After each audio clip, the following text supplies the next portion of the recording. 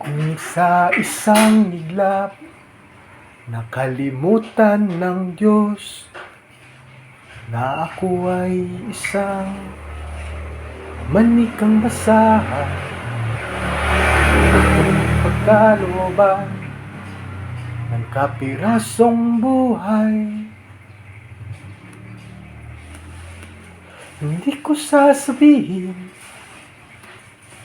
lahat ng iniisip, sa halip ay isipin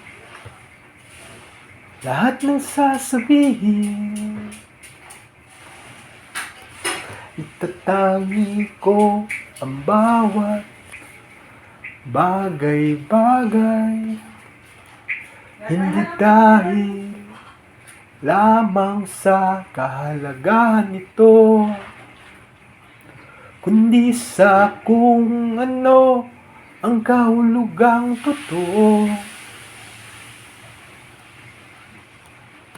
Ako'y magtutulog ng kaunti at mas mananaginip, mauunawaan na sa bawat minutong pagpikit